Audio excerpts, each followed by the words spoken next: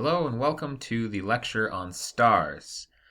This is a companion lecture to your star introductory note guide, and so we will be going over the vocabulary, the classification, and the stages or life cycle of stars because yes, stars actually have lives and they go through changes over time, not unlike yourselves. And so we will talk about stars and try and learn about them. Of course, since the beginning of humanity, people have wondered what the heck those beautiful twinkly lights are in the sky. And on a nice clear summer night, you can go outside and look up and see thousands and thousands of lights. And if you can go up in the Rocky Mountains, you can see even more. And thanks to science, we actually know exactly what they are. And so let's start figuring that out for ourselves. But first, we have to answer the question, where do these stars come from? And so you don't have to write anything down yet. You will be able to write down definitions on your note guide, but I will let you know when you have to start writing them down. So first, let's just recap a little bit about where stars are actually coming from. So if you recall, 13.77 billion years ago, the Big Bang happened. And a lot happened in under 1 second. Of course, massively fast inflation. Then just a seething hot soup of electrons and quarks, which were the progenitors to things like protons, neutrons, and electrons. And then eventually, as things cooled down, they started to clump together. And so those electrons eventually found protons to orbit. And of course, our simplest element, hydrogen, just has a proton and an electron. And after those electrons found protons to orbit, there was no longer a hot electron cloud, and light was able to make it through the cloud. And so, as scientists, we have been measuring that light and deemed it to have traveled 13.77 billion years, and that is exactly how old the universe is. And so, we can, from that, extrapolate and understand that the first stars formed about 1 billion years after the Big Bang. And so, if we recall from extreme stars, the recipe for stars is pretty simple. All you need is hydrogen, gravity, and time, because that is what stars are. It just takes a lot of time for that hydrogen to get pulled together due to gravity, and for those stars to start undergoing something special and glowing so that we can see them. So that is where stars come from. This is a quick recap on how big stars actually are. So we have our solar system over here, of course, our favorite planet Earth with its sister planet Venus, looking pretty good, but when we compare Earth to Jupiter, it's down here. Pretty small little guy when you compare it to big Jupiter. But then, if we compare Jupiter to the Sun, it actually ends up being pretty small. So take a look down at the bottom. I can't move the arrow down there, else you won't be able to see it. But Jupiter, looks about the size of a marble, when the Sun looks like a massive exercise ball. But if we zoom out even further, the Sun, now this tiny dot ends up being pretty puny when compared to other stars. Stars like Arcturus and stars like Pollux. But keep in mind that Pollux, thousands of times bigger than the Sun, actually, when compared to other big stars like Betelgeuse and Antares, ends up being just a little point. And so we have a wide variety of sizes and colors of stars. And all of these things we will learn about. So, what is a star? This is where you get to start recording down things. A star is a shining ball of gas, mostly hydrogen and helium, that is held together by gravity. And so you will write down this definition and then eventually find a picture or draw a picture to represent what a star is. And after you've done that, you will be able to write down what drives a star. What is its engine? It is nuclear fusion. And that is a reaction in the star's core that fights against gravity and creates a large amount of heat and energy. So if we look at this example here, we have gravity pulling in hydrogen to the center. We have hydrogen and hydrogen fusing in a reaction and forming helium. And when that happens, intense energy and pressure is formed, and things want to expand and blow out, except gravity keeps pulling them back in just because of its mass. And so write down these examples or these definitions, and then we'll move on. If I ever move too fast, you can always pause the video and write them down. So how do we measure the temperature of stars? We use Kelvin. So write down, please, that the definition of Kelvin is the temperature scale we use to measure stars. You may be more familiar with Fahrenheit. Here in the United States, 32 degrees, pretty cold, that's where water freezes. Or if you're European, you might use Celsius, but astronomers use Kelvin. And so that way we can see absolute zero, as well as some of the more popular things like freezing and boiling. But when you talk about stars, stars are very, very hot. 10 times hotter than when water is boiling. And so we use Kelvin to measure the temperature scale of stars. And we tie that temperature to color. And so please write down that color is the star color that is directly related to surface temperature in Kelvin. And so we view stars through our telescopes and we see what color they are, and from that color we are able to determine the temperature that star is burning at. And if we recall from the electromagnetic spectrum, red ends up being lower energy than blue. So things that burn blue are actually hotter than things that are red. Remember Roy G. Biv?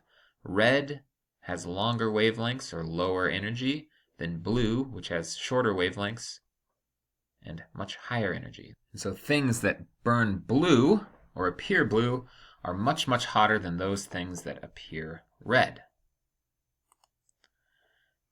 Some more star characteristics.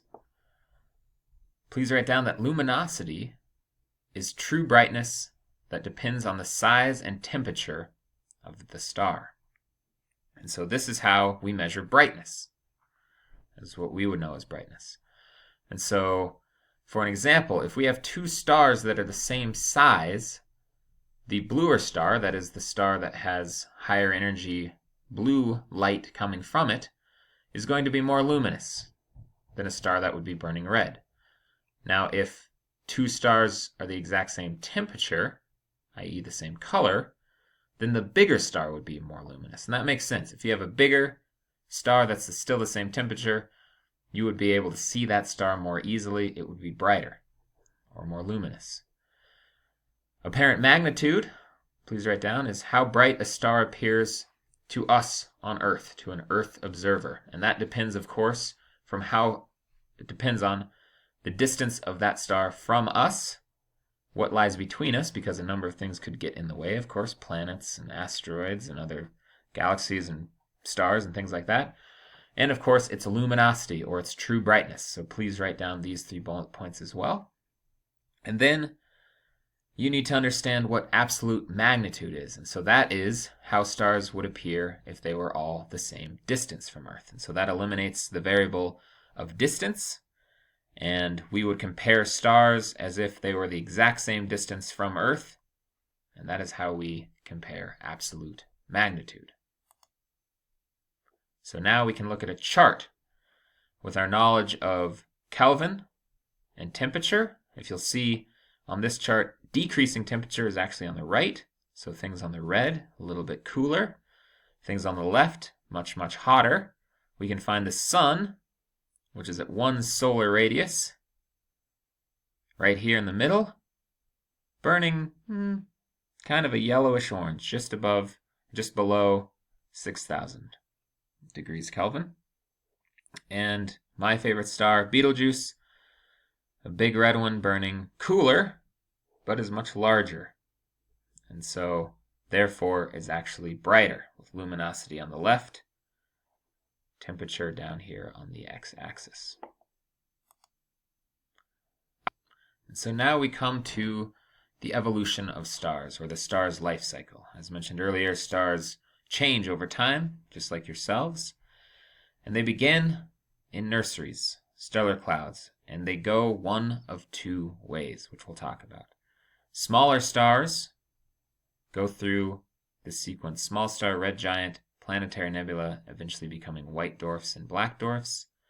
But if the star is big enough, which our current star, the Sun, is not, large stars will become red supergiants. They will go supernova, massive explosion, and then become either neutron stars or black holes. So let's look at that in more detail. So, stars begin in nebulas. And a nebula, if you could write down, is clouds of gas and dust where stars are born.